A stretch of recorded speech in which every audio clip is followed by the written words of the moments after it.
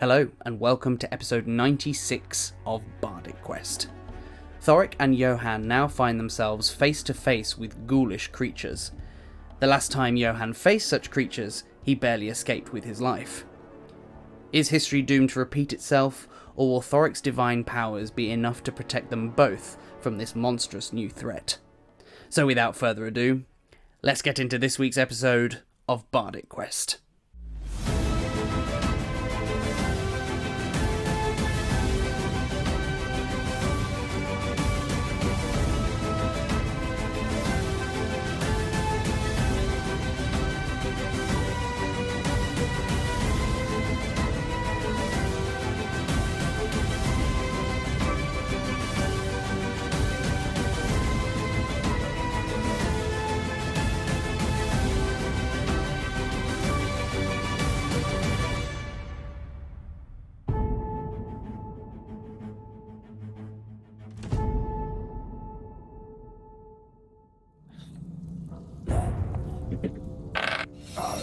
Oh, for God's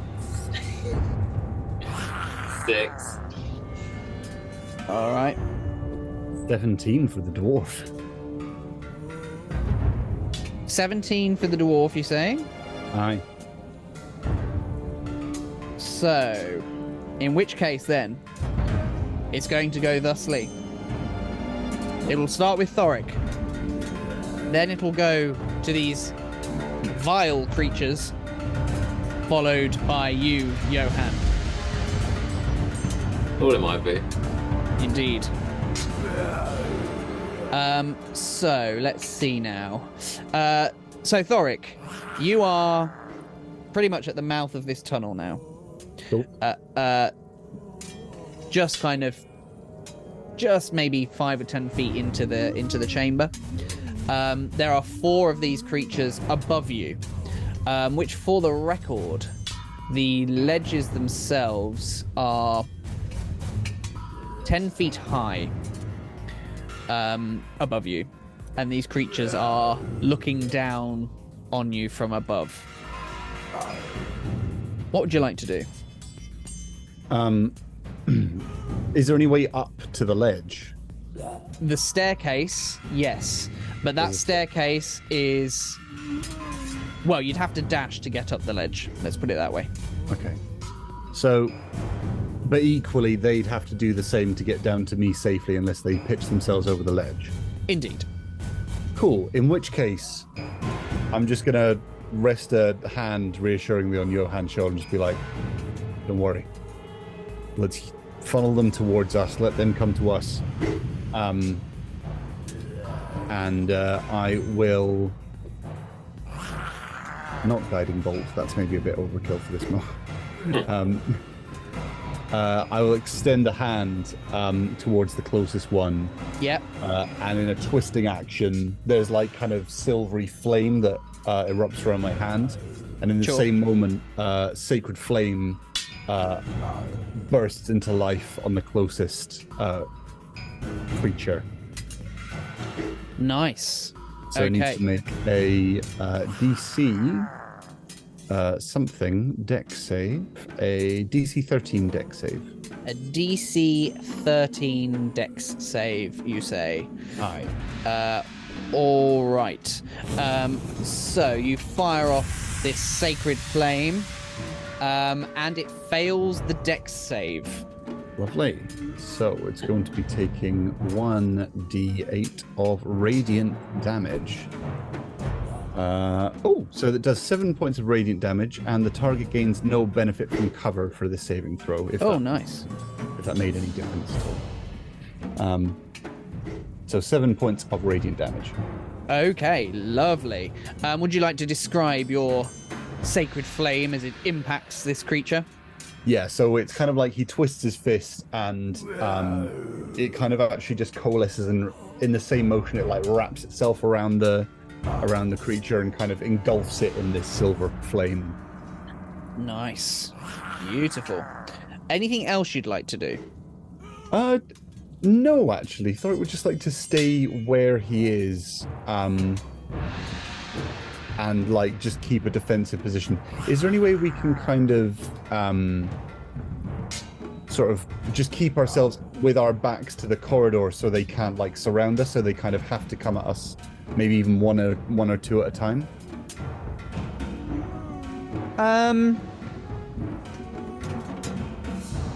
What do you mean exactly? Well, Because they're on the ledge to your right above you in this large chamber.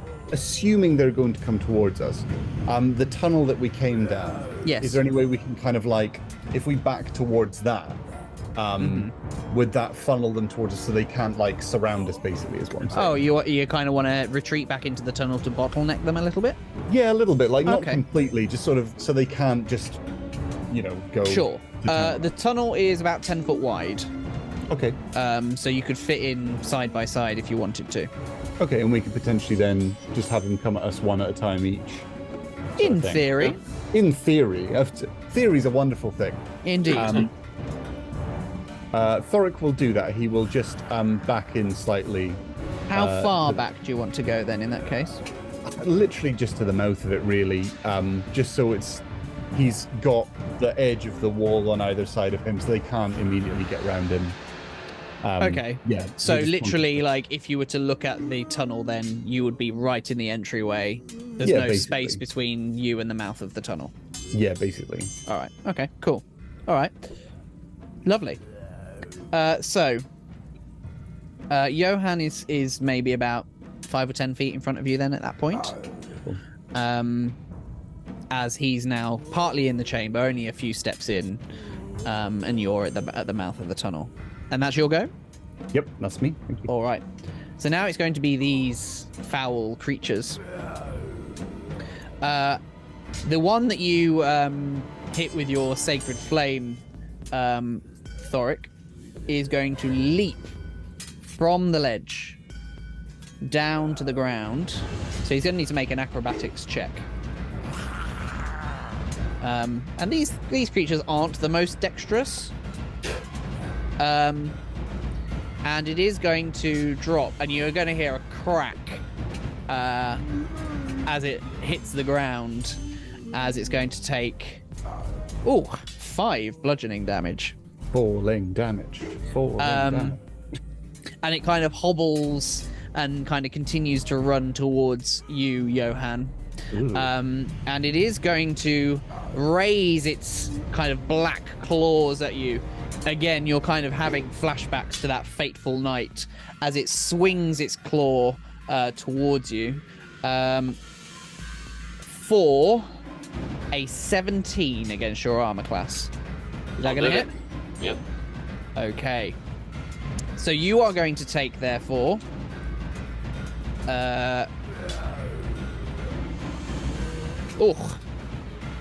7 slashing damage.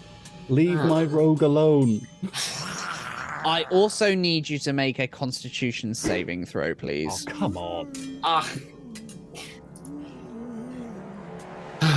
gonna take this on the old.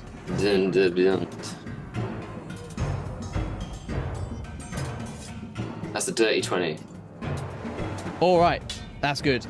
So you feel for a moment as it strikes against your arm, as you kind of get your Gladys now, because you don't have your sword.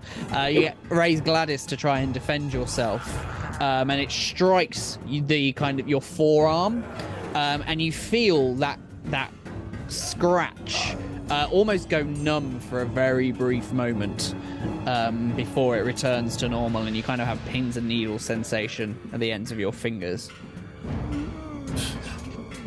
So that is the first of these creatures. Oh, it's just one. It's like a third of my health, man. Of 4. I knew I wasted all my high rolls. The second one is going to join his friend in leaping down off the ledge. You're also going to hear a crack from him as he lands, almost like twisting his ankle briefly. As it hobbles towards you. It's only going to take 1 point of damage, though, from that fall, as it's going to charge once again towards you, Johann. You are, again, having severe flashbacks to that fateful night as it swings its claw at you. Again for a 17 against your armor class. No way. This time for... Oh, luckily only 2 slashing damage this time. Yay! But I am going to need you to make another Constitution saving throw, please. Come on, dun, dun, dun. That's a 7.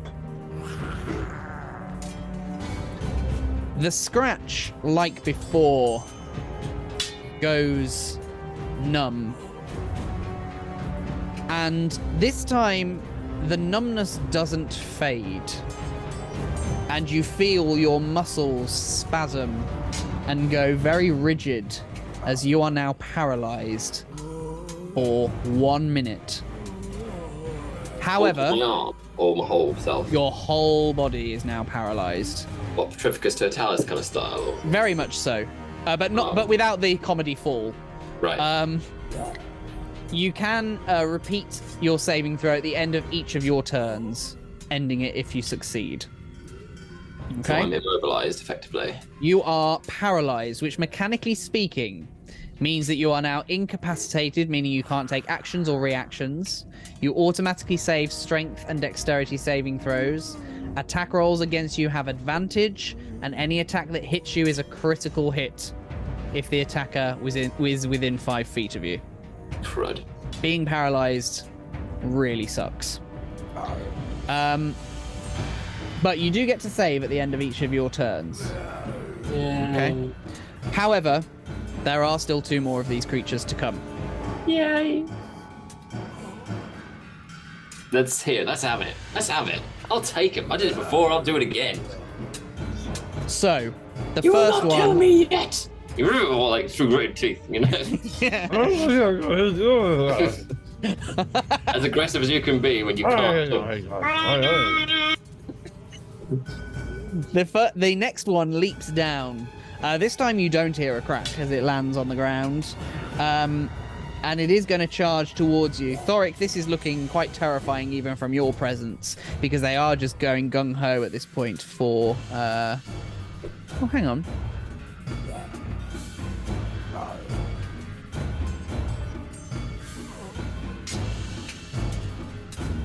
Okay, yeah. So it is going to go for Johann, who is now paralyzed, which means that this creature is going to be attacking with advantage now. I'm aware. However, rather than slashing at you with its claws, it opens its fanged mouth, the black tar dribbling down its chin as it's going to try and take a bite out of you. Oh, great. Ew. For 20 against your armor class. I'll do it. Did you say it's an instant crit? Yep. This is terrifying. For 14 piercing And damage. I'm down. Yep, I'm down. I presumably just take a big kind of chunk, Shaun of the Dead style, and I'm just there like, or like, or just kind of slink into a kind of, just kind of stupor, and then I just kind of collapse to the ground. And like my torch just kind of rolls out of my hand, and Gladys just kind of embeds itself in the rock. This rematch for Johann against these creatures, if indeed they are even the same ones, they might be completely different ones, but certainly against... Oh my god, are they the same? certainly against this creature type, this rematch is so far not going so well for Johann. Still got my drying blood in his teeth. There is one more of these creatures that is going to leap down from the ledge, and you are going to hear a crack as it drops to the ground. However, it is much further away from the others, and so would have to dash to get even next to you, Johann. Which it is going to do, as you are now surrounded by 4 of these creatures. As you lie dying at their feet. It is now your go. What would you like to do? Well, in fact, there's only one thing you can do. Yeah. Which is a death save, please. That's right. So could you roll a like that. d20? You need 10 or more to pass. Attempt number 1. That's a 7. Oh, that's 1 failed death save for you out of 3. As you are lying there, consciousness slipping away from you, would you like to describe a memory from Johann's life that flashes before his eyes?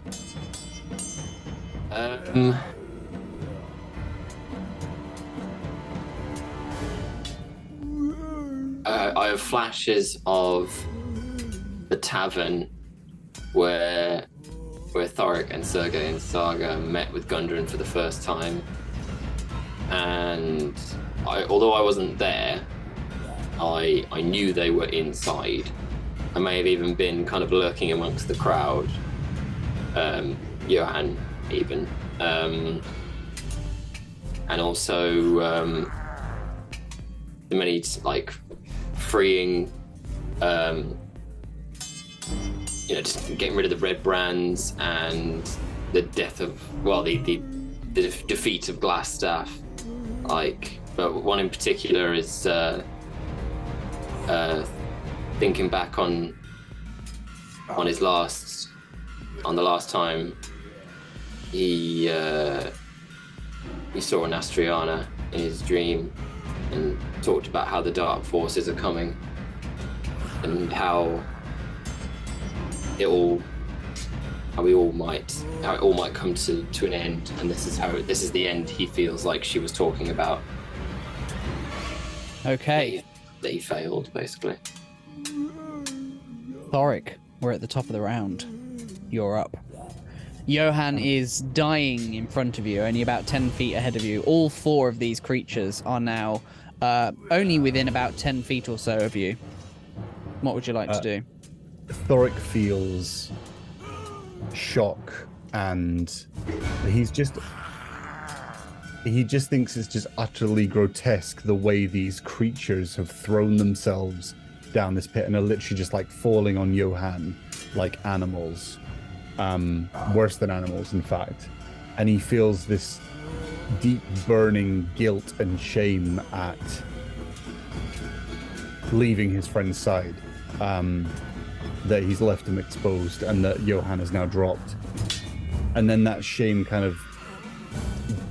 that burning guilt sort of turns into rage, and Thorik closes his eyes and his knuckles go white as he's holding onto his shield and his hammer, and when he opens them again they burn silver, and the white streaks through his black hair ignite and go white as I use turn undead, and my eyes are just like this beacon, and I say, "Go back to the shadow, you wretches!" And they all need to make a DC 13 wisdom save or be turned.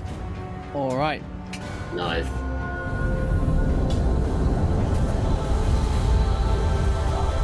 A DC 13 wisdom save. Aye. If they're undead, which I assume they are. They are indeed. Cool. And all 4 of them fail. Ooh. Amazing. So they are all turned for a minute, or until they take any damage. Mm-hmm. A turned creature must spend its turn trying to move as far away from me as it can. It can't willingly move to a space within 30 feet of me. It can't take reactions. For its action, it can only use the dash to try and escape from the effect. and it can't come in within 30 feet of me. Okay. So that is my action. I am going to... I'm going to deliberately just, like, run to them. Okay. Well, they're turned now, so... Yep. And I'm going to pick up Johann, Right. if that's possible. So if they're 10 feet away from me, I've used 10 feet of movement. Uh-huh. And then I can carry a willing creature half the rest of my speed, if my memory serves me. Ooh, Drag. this is a rare one that comes up. Let me have a look. I think I can move Carrying... half my speed. I think you might be right. So I'd have 15 feet left of movement, so I can move like 7.5. Oh no, I'm wearing the boots of spring and striding, so my speed is now 30. Oh, yes, you are. Hey. I forgot you had those. That's right. So did I. Well, I mean, I can't find the rules for now, but let's go with that. So half your movement to drag or carry him. I'm gonna carry him. I'm literally just gonna scoop him up. I'm gonna sheathe my hammer, throw my shield over my back, pick up Johann.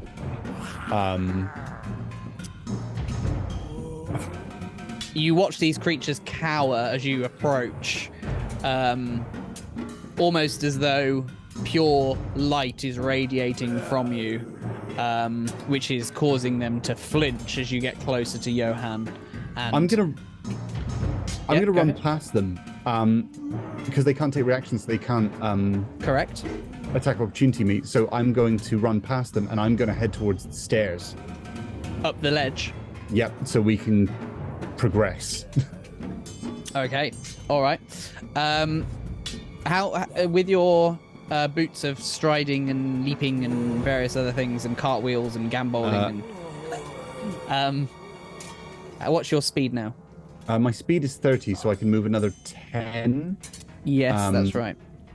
Oh, Okay. hang on. Your speed, your walking speed is high. Your speed isn't reduced if you are encumbered or wearing heavy armor. You can jump 3 times the normal distance, so you can't jump farther than your remaining movement will allow. I won't jump. I don't know whether... I mean, I'm just going to say, in terms of jumping, your jumping distance is usually equal to your strength score in feet. So, what's your strength score? 3. Your strength 16. score? Or 16. So, you can jump, is it 3 times? Yeah. So, because of those boots, you could actually leap onto that ledge. Oh, we're doing that. With Johann. We're doing that. We're doing that. I literally just like scoop him up and just like just leap. I feel Thorik doesn't really like height, so he's like, whoa, whoa, whoa, whoa, whoa, whoa, whoa, and he just doesn't really know what he's doing, but just out of pure adrenaline, he's leapt to the top of it. His feet kind of like scrabble the edge, and he sort of leans back and is like, no, no, no, no, no, no, no. Fantastic. And I'm gone as soon as I'm able to do so. I'm truly gone. Hoping that these things can't follow me. All right. So, you watch. So this turning of the undead lasts for like a minute, right? Okay. So, you are on top of this ledge. You look back briefly as you watch these creatures start to run down this tunnel that you came down, headed into the darkness and out of sight from where you are. For the moment, at least, I will take us out of initiative now, because they're fleeing away from you. They're turned. They don't get to repeat the save on being turned, do they? Oh, you are muted, Isaac. Hello, sorry, double amateur mistake today. Yeah, they're turned for a minute until they take damage, and I'm not going to attack them. Sure. All right. So yes, so they're fleeing from you. for at least the next minute. So you might have to act quickly, potentially. But for now, at the very least, we will come out of initiative as you are on top of this ledge with Johann now unconscious. Now, because that is going to be the end of their turn, I am still going to ask you to make a death saving throw, Johann, to begin with, because this is over a matter of seconds, and then Thorik can react accordingly. Here we go. That's a 13. So that's a pass on that second death save. So at the moment, you are still dying. You're not stable because you're not stable until you get 3 successes. But for the moment, you are still dying, but not. You're no closer to death than you were 6 seconds ago. Thorik, what would you like to do? Would you like me to describe what you can see to start with, or do you want to deal with Johann?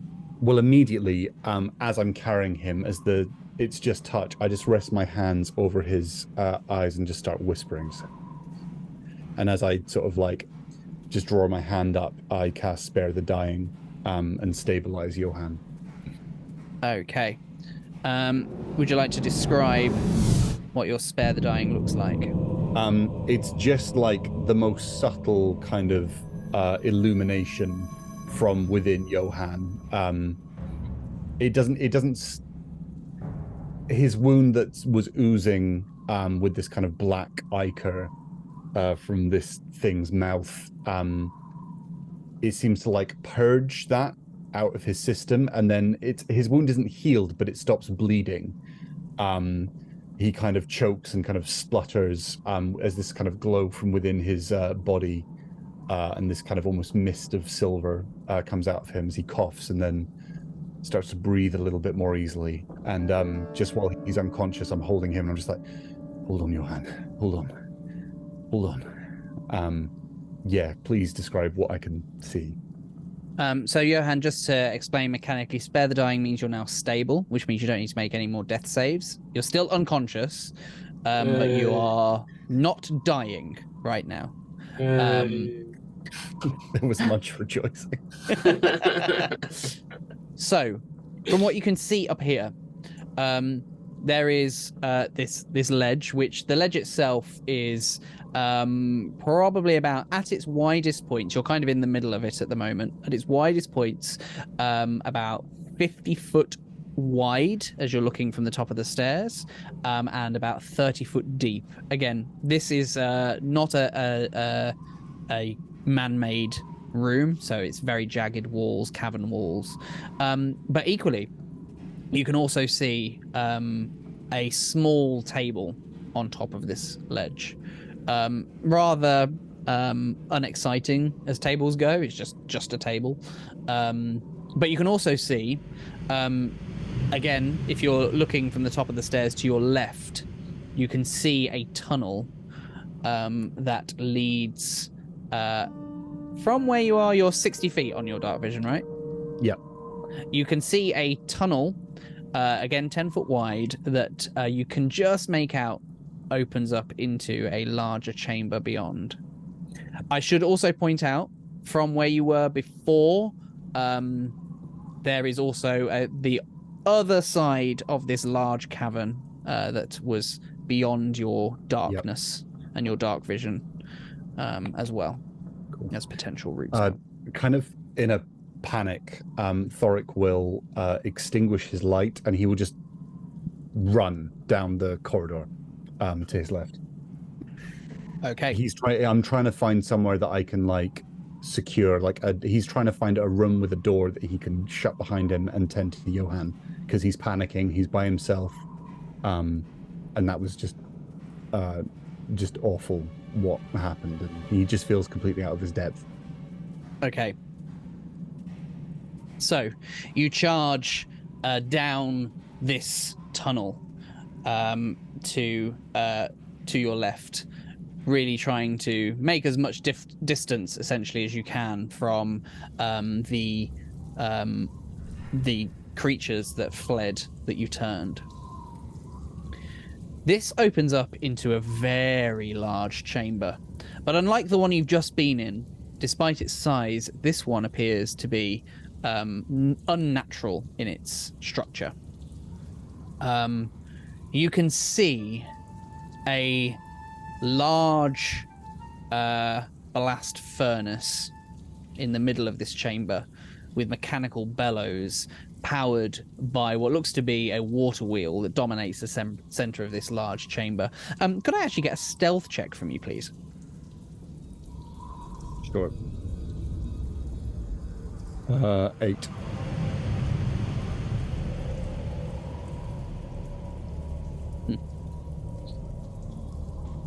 So, this furnace that is in the center of the room looks very cold and dark. Certainly not lit. There are heaps of coal all piled up nearby, along with carts full of unrefined ore. This water wheel that you can see sits in a 10-foot wide channel cut into the floor. But given the fact that the water wheel doesn't seem to be moving, you assume that that channel is long dry. You can make out from where you are, because this chamber extends well beyond your dark vision. But you can make out to your right, probably about 20 or so feet from where you are, a tunnel that leads to the right, as I said, again 10-foot wide, out of this chamber. I sprint towards it. I'm just heading towards where this seems like too big a room to try and find any sort of cover, so he just sprints that direction. Something else in this room. Oh. You can see more than a dozen withered corpses scattered around the room. You can tell that these are slain dwarves and orcs still wearing the remnants of their armor. But more than anything else, the thing that grabs your attention the most is something floating above them, which looks to be a skull engulfed in green flames.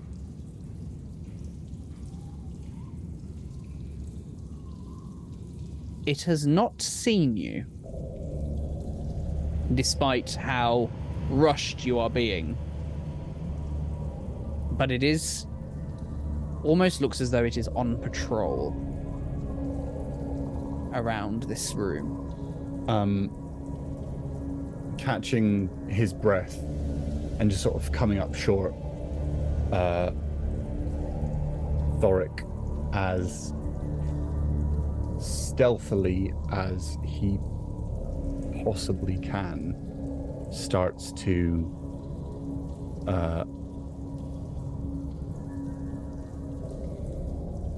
head towards the door, head toward the tunnel to his right, and has something up his sleeve if it seems that it might be starting to turn towards him. Could I get an additional stealth check from you, please? It's a good thing it's not a disadvantage. Oh wait, it is. Go on, Thorik.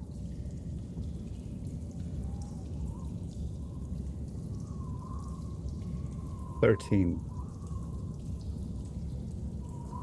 Thorik, you step forward with Johann in your arms, still unconscious, trying to be as slow and steady as you can be, and quiet as you can be. And just as you're making your way steadily across to the tunnel opposite from you, your foot presses down on a loose stone which cracks under your boot. The flaming skull turns on its axis, its glowing orange eyes flickering as it stares at you.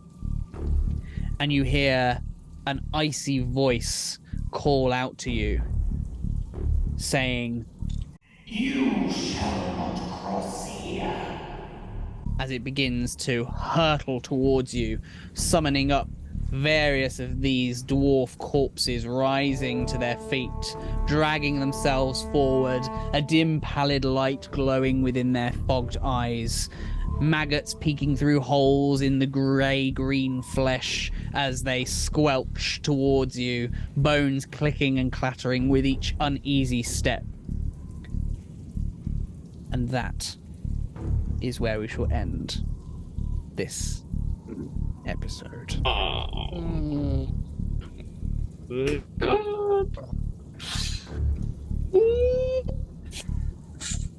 Which I'm worried for you. I'm not gonna lie. If any of our audience members would like to send us magic items, you can do so by calling the number below. Call 07554 help. That's 07544 help. So that's it for another exciting episode of Bardic Quest. We hope you enjoyed it as much as we did. Before we go, I just wanted to take a quick moment to say thank you to a couple of folks. First of all, I'd like to say thank you to James Webster for providing us with and allowing us to use this beautiful animated artwork that features throughout the show. If you are a fan of his work and want to show your support to him, then head on over to patreon.com/JamesRPGArt, where you can become a patron of his. But also, I'd like to say a big thank you to our friends over at Sirenscape for allowing us to use their wonderful ambience, music, and sound effects. So if you'd like to introduce those sounds to your table, head on over to sirenscape.com to check out their amazing work. So that's it from us this week, and we will catch you next time.